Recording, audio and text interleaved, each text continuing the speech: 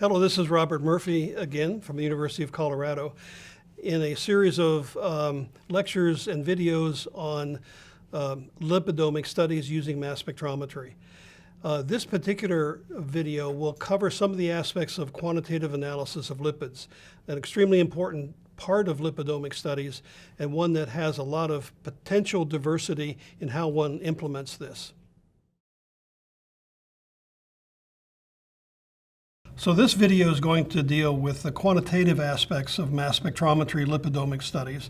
And we'll talk about some of the features which make it a unique way to measure lipid substances in biological systems. So this is the sort of middle part of a lipidomics strategy, and it has a couple different forms of how we carry out lipidomic studies. So let me start with perhaps the easiest one to think about, and this is when we generate a standard curve of the lipid of interest and we use an internal standard. And so typically what we're trying to do is to generate a curve like this. So the secret in all of our quantitative studies of mass spectrometry is that we are going to deal with the intricacies of what is the intensity of the ion which you are measuring, or the ion transition if it's a tandem mass spectrum. And this is my attempt to explain the relationship between the intensity of the observed ion that has a certain mass to charge ratio, and it's going to be indeed a function of the lipid concentration, that's what you want, but also a function of the ionization cross-section of the molecule that you're studying, the ion stability of the ion or ion transition you're looking at, as well as some unique features of the sample and what may also be present in the sample to change the intensity of the ion you're measuring, as well as instrument factors such as the performance of the instrument, or even the type of instrument you have, a time-of-flight machine, an Orbitrap, a tandem quadrupole, and whether or not you have focused it correctly and calibrated it correctly, and it is clean and is in sort of performance level. And then lastly, the performance of the electron multiplier in that machine and its response to a beam of ions hitting it. So all of these have a tremendous effect on the intensity of the ion, and they modify the relationship between the concentration of the lipid and the intensity of that ion. So in other words, what we want it to be is related to the concentration of the lipid, but we have ion chemistry playing a role in modifying that relationship. We have interfering compounds, which could be other lipids, which alter that, and also the operating parameters of the mass spectrometer, and in particular the electron multiplier. So all of these make it so difficult to make a valid relationship between the lipid and the intensity of the ion which you observe, that for many years people thought it was impossible to use mass spectrometers as quantitative tools. But that changed when a very simple solution was suggested for this problem. And that's what I call the secret of quantitation. We reduce the quantitative measure to a ratio measurement. Rather than measuring absolute ion abundance, we're measuring its relative. And it's relative to an internal standard. So that's the entire secret of quantitative mass spectrometry. And so what happens is that if you use an internal standard, this equation, which has all of the interfering lipids and the type of mass spectrometers, confounding thing, is reduced to the concentration of the lipid and then the unique ion chemistry. And you can even reduce this further if you use an isotope labeled internal standard. Now, for this relationship to understand what this relationship really is, what we typically do, rather than having absolute numbers we put in here, we do an experiment where we take reference material, in other words, the molecule you're trying to measure, for each of the molecular species that you are trying to measure and generate a regression line for the relationship between the ratio of this mass of the ion of interest and its internal standard response to the quantity of lipids. So we actually empirically determine this equation here, and it's a linear relationship typically, so we do a linear regression. And here's an example of one of the results of doing this experiment. So this is not done with your lipids of interest, but with reference material. So in this assay, this is now measuring cholesterol esters, and we're going to be using tandem mass spectrometry. We're going to look at the ammoniated molecular ion of cholesterol esters, and when you collisionally activate them, they form the ion 369. Now, what you see on this graph here, you have picomoles of reference standard, and then you have the signal, the ratio of the target molecule to the signal for the internal standard. So this is a series. There's about 10 different cholesterol esters starting from 14.0 and going down to 22.6 cholesterol esters. And what you see, there's actually a relationship between the carbon length and the double bonds. The ratio changes because of the ion chemistry of the fatty acyl group. And this is one of the natures. In fact, one of the bigger effects is the number of double bonds. As you see the number of double bonds increase, this slope becomes steeper. So it turns out the calibration curves have to be drawn for each molecule if we're going to use one internal standard, which is not an isotope labeled molecule, although this particular case we did use an isotope labeled internal standard, but it was one that had 18.1 instead of 22.6 or 14.0. So we empirically determine the equation of that line from this relationship of the ratio of the signal to the concentration of the sample. Then with that equation of that line, we apply the observed ratio we measure with an experimental sample, and then can actually calculate directly the quantity of material present, number of picomoles of present. Okay, now, as I had mentioned, if you use an isotope labeled internal standard, this equation becomes really simple because the ratio of the internal standard is equal to the concentration of the lipid. And of course, it depends on how much internal standard you have and what the actual slope and so on like that.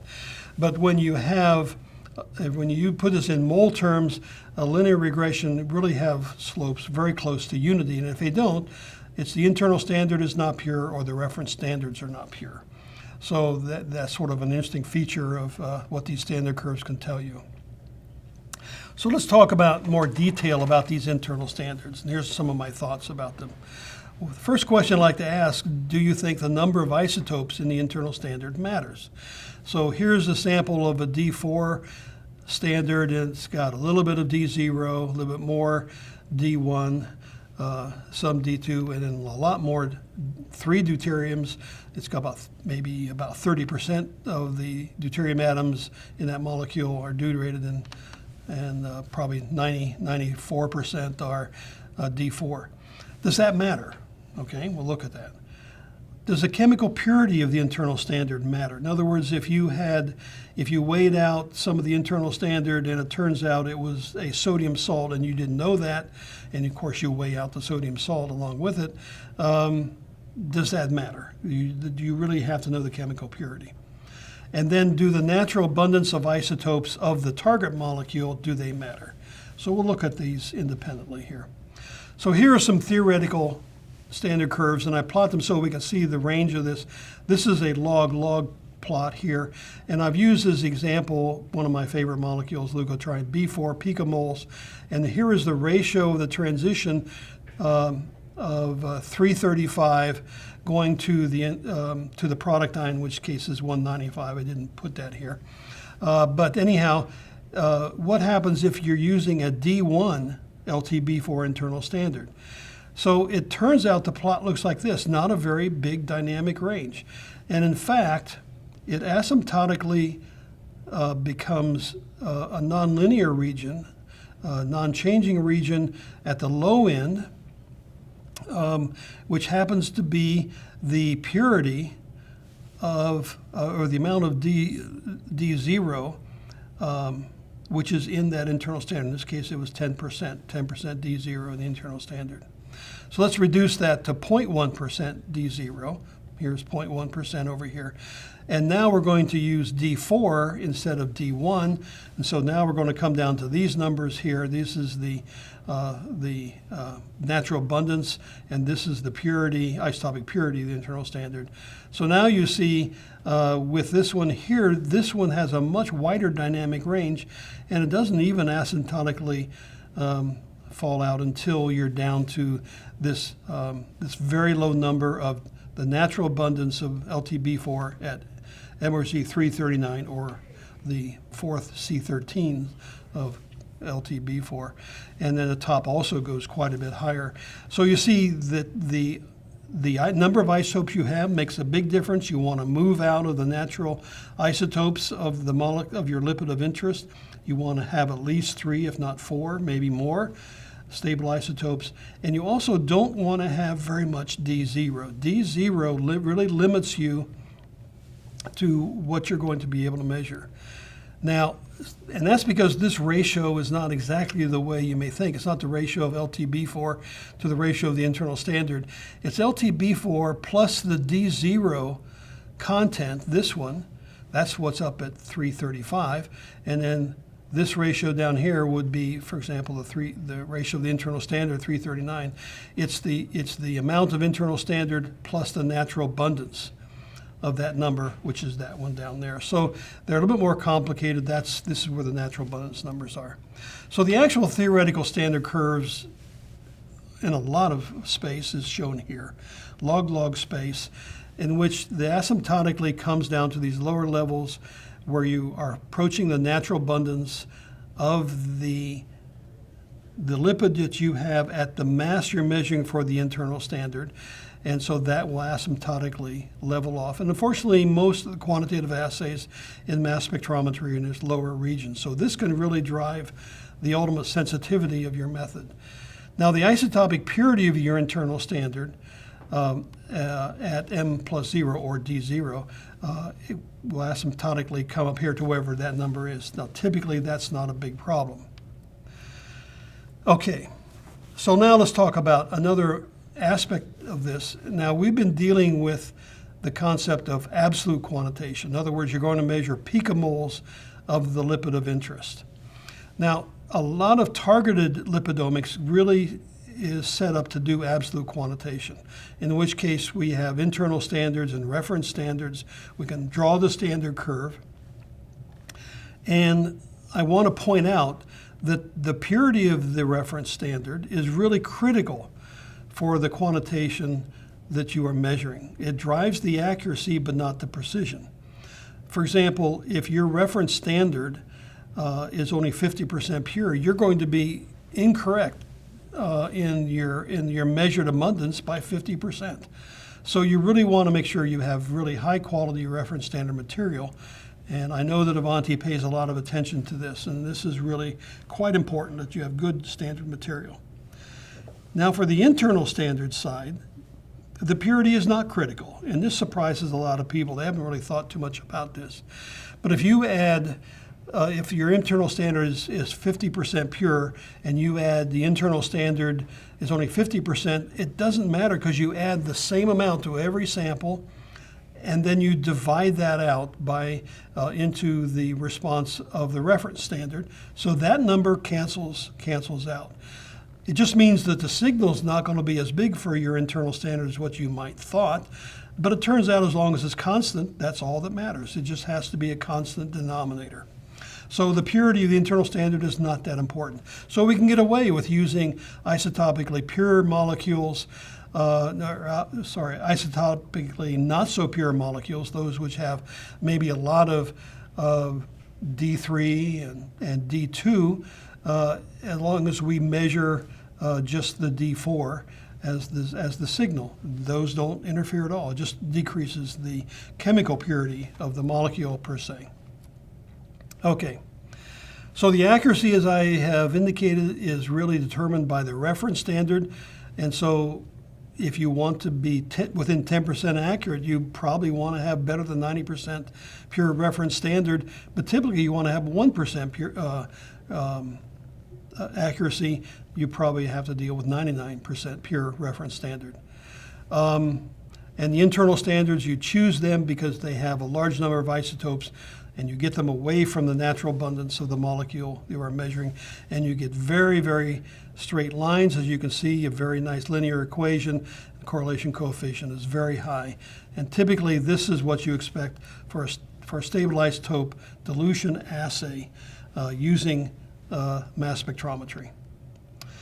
The other really important thing about quantitative analysis, and especially this absolute quantitative analysis, is that you want to determine the analytical figures of merit of your particular assay and calibration curve. So the calibration curve is only made with standards, so very often you are not you don't know what effect the matrix may have, that's the sample effect in that equation, may have on your measurement of the ratio of ions.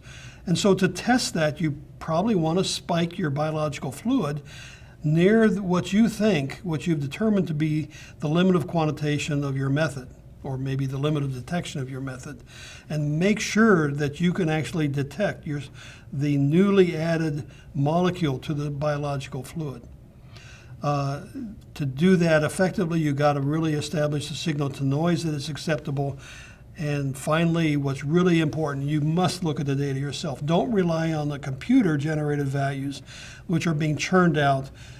You need to look at the data to really assess these qualities of your analytical figures of merit. So here's some data, and this is computer-generated, so you're not looking at the data itself. But here they've determined, in this case, it is estriol, and the limit of quantitation is 1 picograms, and so that's what their limit of detection is, and for estradiol, it's 3 picograms per mil, coefficient of variation. So these are really important to be able to determine and to state where you are working. Now, this is an example of some data from a study, fairly recent study, in which they were measuring estradiol in serum. And here you can see that we have 2 ion traces. One is for the transition 271 to 145. The other transition is 271 to 183. Now, these 2 ion products are made from estradiol in virtually the same amounts. And indeed, this experiment shows you that at the correct retention time, the abundance of these 2 ion transitions are almost identical. So that reassures you that you're really truly measuring estradiol. So we call this a qualifying MRM, to qualify that you're measuring the right thing. In contrast, a much lower level of estradiol present in this serum, closer to the noise level of the system. In fact, we see a peak, which actually is a little bit pre-eluting, but it doesn't have the right ratio of the estradiol 2 ions. In fact, the transition to 183 is not nearly as abundant. But the later eluting one, slightly different retention time, does probably have closer ratio. So you think this is probably qualifying that ion and that chromatographic peak as the correct one for estradiol. So that's a useful thing, is to make use of the ion chemistry which is available to you to really have this ability to make sure you're measuring the right thing and not be confused by another peak. So here's another example. This is a prostaglandin example. Here's the transition 351 to 271, and there's lots of peaks coming off at this retention time around 6 to 7 minutes, 5 to 6 minutes. And if you look at the D4 PGE2, you see it's a single peak, and it's sort of right in here. It's not all these other peaks. So what are these other ones which are in here?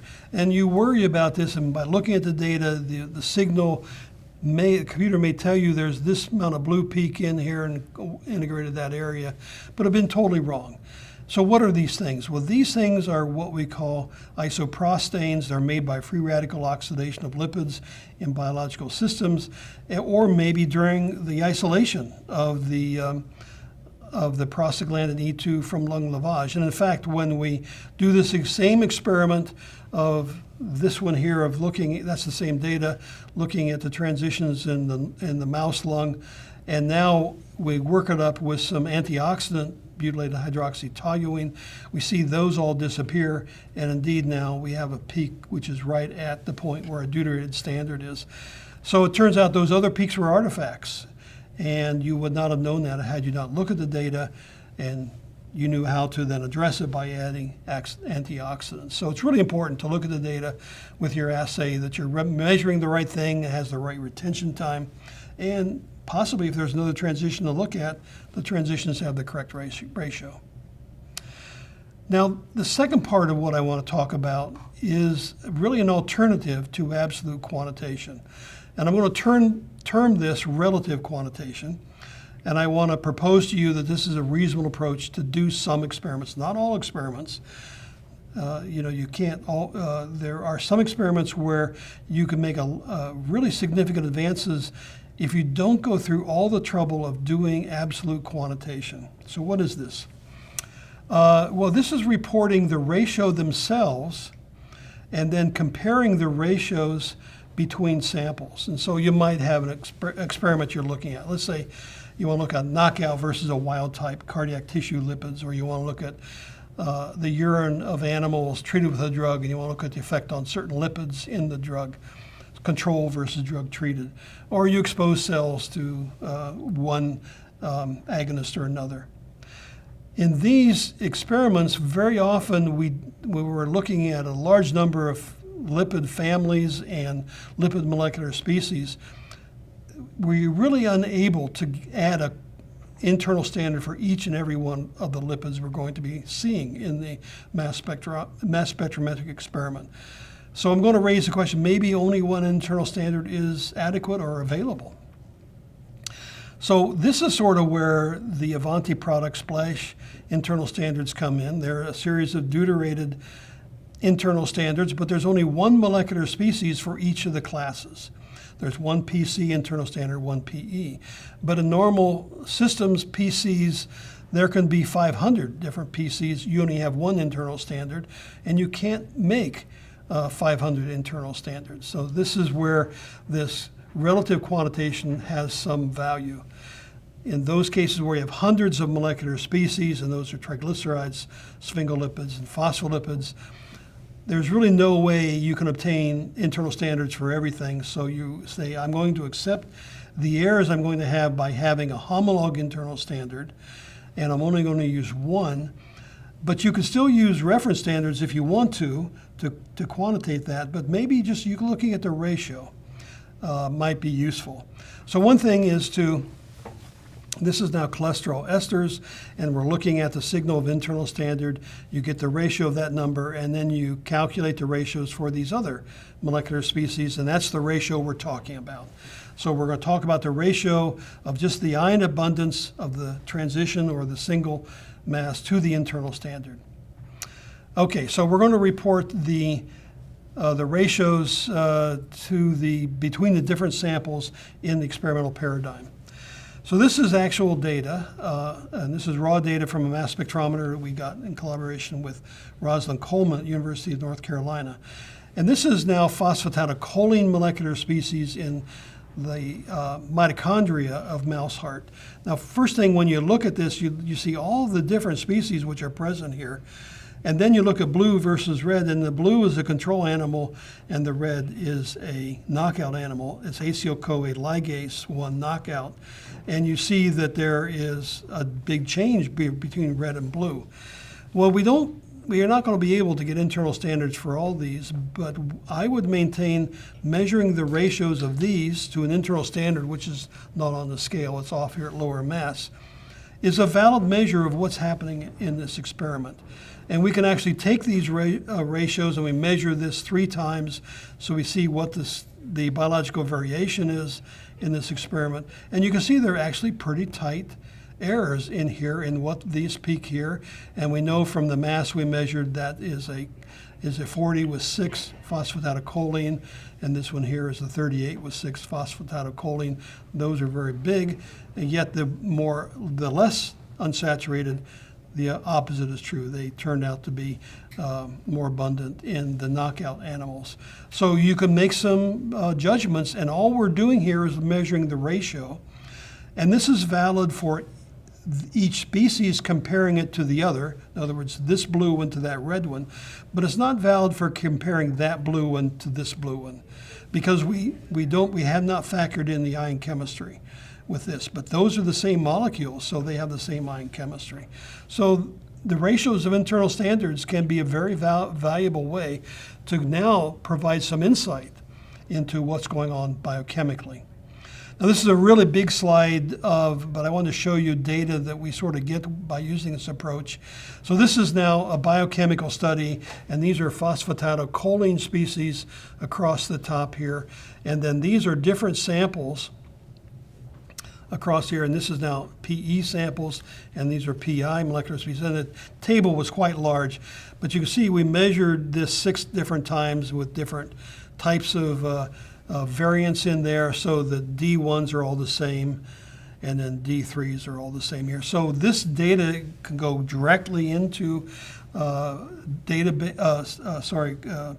commercial software like Metabolomics Workbench, and you can get valid information about what is happening between D1 and D3 in terms of these molecular species by just using the straightforward ratio rather than measuring absolute quantitation. So in conclusion, absolute quantitation is one of the real important features of lipidomic studies. There's a lot of absolute quantitation which is carried out.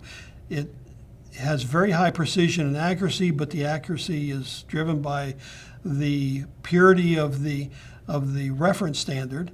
To get the highest precision and accuracy, you probably do stable isotope dilution, because it corrects for all of the variability in that equation relating abundance to the signal you're measuring. I wanted to point out to you, once again, remind you that you want to really establish and report your analytical figures of merit of your assay so people know what these numbers really are. Relative quantitation is different from absolute quantitation in that we don't get absolute number of moles of the lipid present, but we are, within comparing the same lipid species, we're able to see subtle changes that occur between the molecules, and this gives you very useful information that one can apply various statistical methods, informatics method, to reveal to you some changes which are happening in biochemistry. This is a lot easier to do. This takes a lot more work to do absolute quantitation, but relative quantitation is relatively easy to do, straightforward to do, and and if it drives you towards solving the biological problem, then this might be another alternative for you to think about.